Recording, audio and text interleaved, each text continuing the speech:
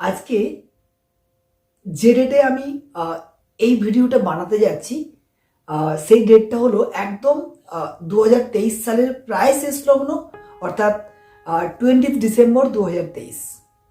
তার এই যে বাকি কয়েকটা দিন 2023 শেষ হতে, অর্থাৎ এই কয়েকদিনের মাঝে আমাদের দুটো খুব গুড নিউজ থাকে। প্রথমত হচ্ছে 25 ডিসেম্বর অর্থাৎ ক্রিসমাস ডে, অর্থাৎ যীশু খ্রিস্টের জন্মদিনটাকে আমরা প্রচুর ভাবে বাঙালি অবাঙালি সবাই মিলে, খ্রিস্টানি সবাই মিলে পালন করি। কিন্তু তার মাঝেও কারোর জন্য খুব একটা দুঃখের নিউজ থাকে, আবার কারো জন্য খুব ভালো নিউজ থাকে। কি সবাই সাসপেন্সে আসো তো, কি গুড নিউজটা কিংবা খারাপ নিউজটা? অর্থাৎ 2023 যেমন ঠিক শেষ হচ্ছে, আমাদের নতুন এডুকেশন লাইফ শুরু হবে 2024 সালে, অর্থাৎ জানুয়ারি সেশনে। তার মাঝে অর্থাৎ এই যে 20 থেকে 30 তারিখের মাঝে তোমরা যে ক্লাসে পড়ছিলে তার ফাইনাল রেজাল্ট আউট দেখতে পারবে। কি তাই তো? কারো বা 22 তারিখ, কারো 24 তারিখ, কারো 23 তারিখ, কারো বা 25 তারিখ, যাই হোক সেটা যে যার স্কুলের উপর ডিপেন্ড করে। কিন্তু এই যে রেজাল্ট বেরোবে, অনেকেই অধীর আগ্রহে বসে থাকে রেজাল্ট দেখার জন্য। আর যেহেতু আমি স্টুডেন্টদেরকে পড়াই, তাই আমিও খুব আগ্রহে থাকি যে আমার স্টুডেন্টদের রেজাল্ট কেমন হলো। ঠিক এই কথাটা ভাবতে ভাবতে আমার সেই পুরোনো দিনের মায়ের কথা মনে পড়ে গেল। অর্থাৎ মায়ের শাসন, মাকে কেন প্রধান শিক্ষিকা বলা হয় বা এডুকেশন লাইফের প্রথম শিক্ষিকা বলা হয়, বা আমাদের ছাত্র জীবনের বা একজন সন্তানের প্রধান শিক্ষিকা বলা হয়, কেন বলা হয়, সেই কথাগুলো একটু শুয়ে শুয়ে মনে করছিলাম। আর আজকে সেই কথাগুলো তোমাদের সাথে শেয়ার করতে চলে এলাম। চলো একটু এগিয়ে নিয়ে যাই। সন্তানদের মানুষ করার পেছনে মায়ের ভূমিকাই সব থেকে বড়। কে তোমরা মানো তো? আসলে mother's role in raising children is the biggest. Yes, আমি কথাটা কেন বললাম একটু এগিয়ে নিয়ে যাই। আমাদের পেছনের কিছু ইয়ারের কথা খুব মনে পড়ছে। তাই কি বলতো, কি এত গুনগুন করে পড়ছিস? চিৎকার করে পড়। আমি যেন রান্নার সাল থেকে তোদের পড়ার আওয়াজ শুনতে পাই। এই তুই আরো জোরে পড়। আমি গোয়াল ঘরে গরুর দুধটা দুই নিয়ে আসি। ঠিক এভাবে মারা জোর জোর করে কথা বলতো এবং চিৎকার করে পড়ার কথা বলতো, এবং তা শুনে আমরা তাই করতাম, জোরে জোরে পড়তাম।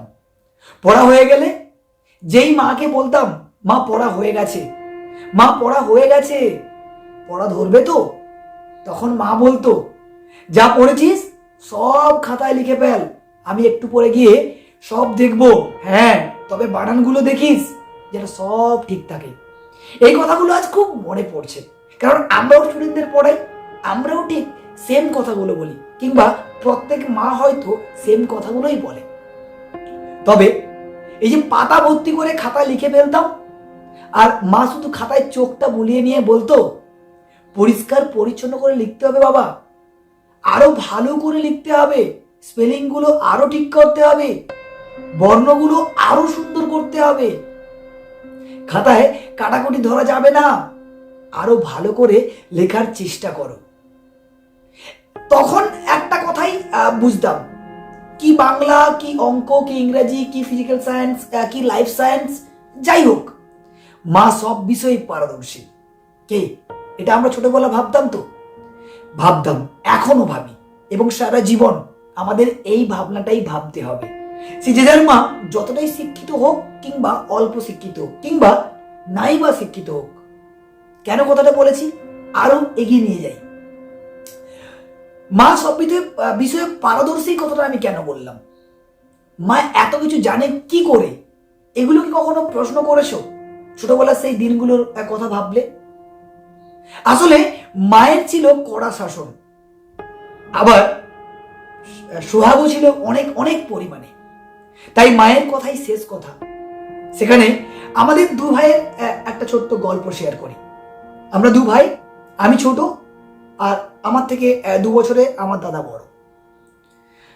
দু ভাইয়ের এই পছন্দ অপছন্দ খুব একটা মূল্য পেত না মায়ের কাছে।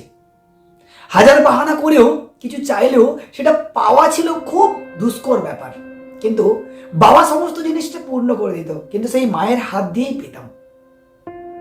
বাবা বাবা যখন এই জিনিসগুলো আমাদের বলতো যা কিছু লাগে মার থেকে নিয়ে নিবি, হ্যাঁ একটা আইসক্রিম খেতাম মায়ের থেকে পয়সা চাইতাম, মা খাতা নেই মাই তুলে দিত। বাবার এই গুণগুলো আর মাকে সাপোর্ট করা আর মা আমাদেরকে সাপোর্ট করা, কিন্তু তার মধ্যে ছিল কড়া শাসন, কড়া ভালোবাসা, আর ওই জোরে জোরে পড়া আর পাড়ান চেক করার কথা প্রচুর প্রচুর মনে হচ্ছে আজ।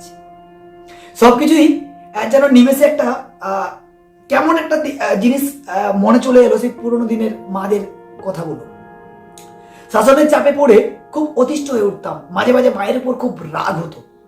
মায়ের হাতে মারও খেয়েছি, কখনো বা ছাতার ব্যাট, কখনো বা পাখার ব্যাট, কখনো বা আমাদের গ্রামের ভাষায় সেই ধান সেদ্ধ করা যে উনুনের জ্বালন দেওয়ার ঢ্যাঁসা বলা হয় কথাটা, সেটা দিয়েও হয়তো কয়েকবার খেয়েছি। কিংবা আগেকার দিনে গ্যাস ছিল না, সে তাই জ্বালন দিয়ে রান্না করা হতো, তাই ফুঁ দেওয়ার জন্য চঙা ইউজ করা হতো, সেটা দিয়েও কয়েকবার খেয়েছি। যাই হোক, এইসব কথাগুলো ছিল খুব পুরনো। বড় হয়েছি, কলেজ গিয়েছি, MBA কমপ্লিট করেছি, তারপরেও যেন মনে হয় সেই পুরোনো দিনটাই আমাদের কাছে অনেক অনেক ভালো ছিল। মানে কি বলবো, মায়ের শাসনে আমরা বড় হয়েছি, শাসনের মধ্যে থেকেই পেয়েছি অনেক স্বাধীনতা। আজ বুঝি এই শাসনের কত মূল্য। মনের উপর আজ আমরা দুই ভাই মোটামুটি ভাবে প্রতিষ্ঠিত। তাই ডাক্তার আর আমি গভর্নমেন্ট স্কুল শিক্ষক এমন হব এমন চিন্তা ভাবনা রাখছিলাম না। হ্যাঁ, প্রত্যেকের ড্রিম থাকে, হয়তো হয়ে ওঠেনি, বাট মোটামুটি ভাবে প্রতিষ্ঠিত। তারপর থেকে কেটেছে জীবনের অনেকগুলো বছর, আজকে প্রায় 34, দাদার 36, হিসেবের খাতা বলে দেয় প্রায় 25 বছর এই মায়ের শাসন থেকে বেরিয়ে আসতে আমাদের সময় লেগেছিল। তাই কয়েকদিন পর তোমাদের রেজাল্ট, তোমরা অনেকেই হয়তো রেজাল্ট নিয়ে মাতামাতি করবে। কেউ ভালো করলে খুব আনন্দিত হবে, কেউ বা খারাপ করলে মায়ের থেকে বকাল তো খাবেই, গালিগালাজ তো আছেই। তার মানে এই না মা তোমাদের খারাপ চায়। তবে হ্যাঁ, তোমার দূরের ভাই, পিসিমণির ছেলে, মাসিমণি, মামা কিংবা মেশো কিংবা মামিমা সবাই তোমার রেজাল্ট নিয়ে খোঁজ নেবে, কিন্তু সর্বপ্রথম আনন্দিত হোক কিংবা কষ্ট পাক, সেটা একমাত্র পাবে তোমার মা। তুমি তো আবার নতুন ইয়ার শুরু করবে নতুন ভাবেই, তার পেছনে আবার সেই মায়ের উদ্যম প্রচেষ্টা লেগে থাকবে। তারপর রেজাল্টের দিনের ঠিক আগের দিন কিংবা রেজাল্টের কয়েক ঘন্টা আগে মা জিজ্ঞেস করবে বাবাকে, কি গো বাবুর রেজাল্টের কিছু খবর পেলে? খবর পেলে তো তোমাকে জানাতাম, বাবার এই রিপ্লাই গুলো আসতো। তবে এখনো কোনো খবর পাইনি, কারণ ওই যে কিছু কিছু টিচারের পরিচয় থাকে বাবা মার সাথে, তারা একটু রেজাল্ট বাইরে বলতে ভালোবাসে, যে জিনিসটা এখনকার দিনে আবার অত্যাধিক বেড়ে গিয়েছে, যেটা অত্যাধিক খারাপ। রেজাল্ট আউট হয়নি, কিন্তু রেজাল্ট আউট মানে রেজাল্টের টাইমে না আউট হয়ে রেজাল্টের আগেই আউট হয়ে যায় রেজাল্ট।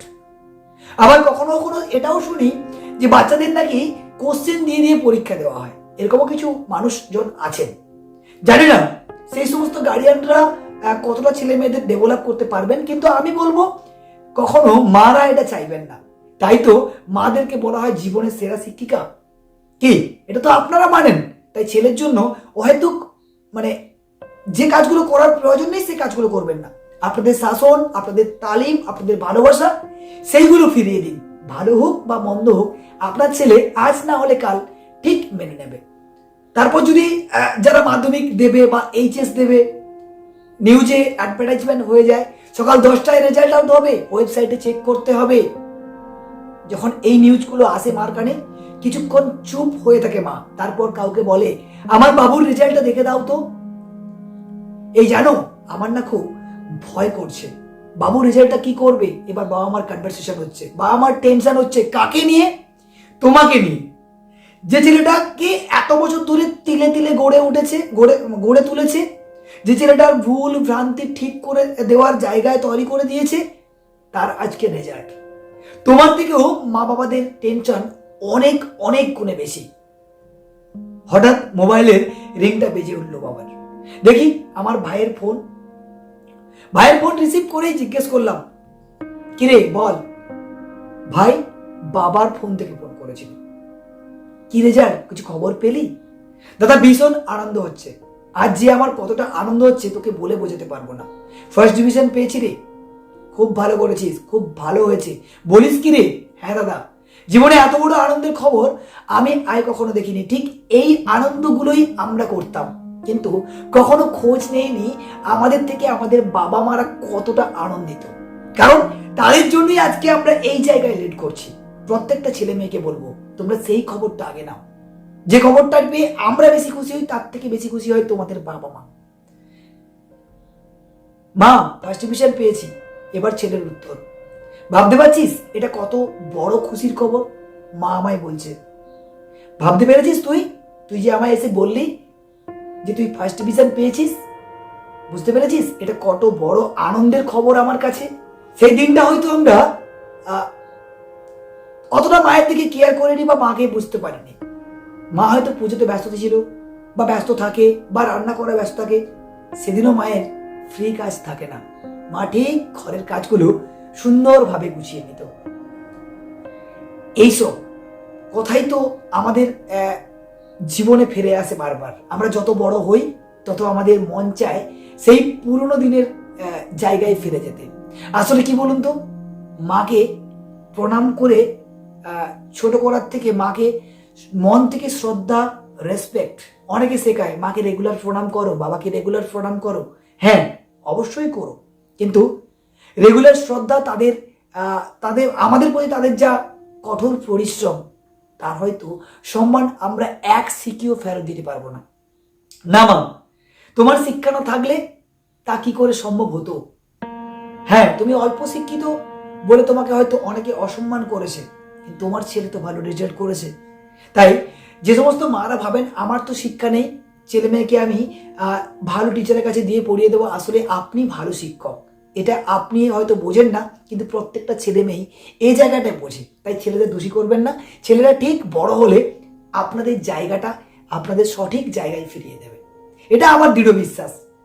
জন্মের পর সেই প্রথম আলো দেখানোর দিন থেকেই মা তুমি যে কঠোর পরিশ্রম করে চলেছ, সে দিনগুলো হয়তো একদিন আমরাও ঠিক বাবার জায়গা থেকে কিংবা মায়ের জায়গা থেকে পূরণ করে দেব। এইটুকু শুধু তোমাকে জানিয়ে রাখি, আমাদের কোনো ভুল থাকলে মা হিসেবে তুমি আমাদের ক্ষমা করে দিও। কারণ আমরাই তোমার সন্তান, আমরাই ভুল করব, আবার তুমি সেই আমাদের রেকটিফিকেশন করে দেবে, পরিবর্তন করে দেবে। পুঁথিগত বিদ্যার থেকেও অনেক বড় শিক্ষা তোমার। শুধু আমাদের পুঁথিগত শিক্ষা দিয়ে তুমি মানুষ করনি, সামাজিক শিক্ষা, পুঁথিগত শিক্ষা, সব দিক থেকে তুমি আমাদের বড় করে তুলেছ। আমাদের এই দুই ভাই বড় হওয়ার পিছনে শিক্ষাগত যোগ্যতার যত সার্টিফিকেট আছে, এতগুলো তো সব তোমারই প্রাপ্য মা। তুমি তো মানুষ হতে শিখিয়েছো আমাদের, তুমি তো বড় শিক্ষিকা। আমাদের জীবনের পথ প্রদর্শক বলতে পারি। জীবনের পাথেও হয়ে থাকবে তোমার এই শিক্ষা। সব থেকে বড় কথা কি জানো মা, মানুষ হওয়ার শিক্ষাটা হয়তো তোমার থেকে পেয়েছি। তার মানে এই না যে তোমাদের কাজকে আমরা ভুলে যাব। এখনকার দিনে দেখেছি আমরা আমাদের পেরেন্টসদের কিছু বোঝানোর চেষ্টা করলে পেরেন্টসরা বুঝতো না, টিচাররা যা বলতো সেটাই বাবা মারা মাথা পেতে নিত। কিন্তু সময়ের সাপেক্ষে দিনটা চেঞ্জ। তাই এখনকার সময় স্টুডেন্টরা যা বলে মারা বা কিংবা বাবারা সেই অনুসারে কাজ করে। কোনো একজন টিচারের নামে এসে বললো ওই টিচার ভালো পড়ায় না, সঙ্গে সঙ্গে টিচার চেঞ্জ। মা জানো তো ওই টিচার ভালো বোঝাতে পারে না বা আমার বুঝতে ভালো লাগে না, উইদাউট যাচাই না করে সঙ্গে সঙ্গে টিচার চেঞ্জ। একজন স্টুডেন্টের কাছে বারবার টিচার চেঞ্জ করলে কি সমস্যা হয় সেটা আগামীতে হয়তো বুঝবেন। আমরা এতদূর পড়াশোনা করে বেরিয়ে এসেছি, টিচার কটা চেঞ্জ হয়েছে আমার ঠিক মনে পড়ছে না। বাবা যার কাছে ভালো বুঝেছে কিংবা মা যার কাছে ভালো বুঝেছে সেখানেই ফাইনাল করিয়ে নিয়েছে। এটাই হয়তো মাদের দৃঢ় বিশ্বাস ছিল। সে জায়গা থেকে দাঁড়িয়ে আমরা কিছু পেরেন্টস আছি যারা মনে করেন যে আমাদের ছেলে মেয়েকে বারবার এক্সচেঞ্জ করে পড়ালে হয়তো কিছুটা ভালো হবে। জানি না আপনাদের ডিসিশন কতটা ঠিক। যাই হোক, সামনে ছেলেদের রেজাল্ট, সর্বোপরি সমস্ত মা বাবার উদ্দেশ্যে একটা কথা বলি, রেজাল্ট ভালো হোক কিংবা মন্দ হোক আপনারা তাদের পাশে থাকুন। ভালো হলে আনন্দ করুন, খারাপ হলেও তাকে সহযোগিতার হাত বাড়িয়ে দিন। আসলে সবচেয়ে বড় বিষয় কি জানেন, খারাপ ছেলেরা ভালো হয় আপনাদের সহযোগিতায়। যদি এটুকু বলেন যে বাবা তুমি যেটুকু করেছো খুব ভালো করেছো, আসলে তুমি যে পরীক্ষায় পার্টিসিপেট করেছো এটাই আমাদের জন্য বড় প্রাপ্য। যদি প্রকৃতভাবে বোঝাতে পারেন এই কথাটা, আপনার ছেলে নেক্সট ইয়ারে আরো ভালো রেজাল্ট করবে বলে আশা রাখতে পারি অ্যাজ এ টিচার্স হিসাবে। তাই প্রত্যেক পেরেন্টসকে, প্রত্যেক বাবা মাকে যারা ছেলেদেরকে পড়াচ্ছেন, যারা ছেলেদেরকে মানুষ করার চেষ্টা করছেন, তাই হঠকারী সিদ্ধান্ত না নিয়ে, ছেলেদের প্রতি রাগ না দেখিয়ে তাদেরকে সঠিক পথ দেখানোর ব্যবস্থা করবেন, সঠিক পথ দেখাবেন, এই কামনা রেখে আজকের ভিডিও থেকে বিদায় নিচ্ছি। আর প্রত্যেক মাকে আমার তরফ থেকে প্রণাম জানালাম। সবাই ভালো থাকবেন। Have a nice night. Bye bye.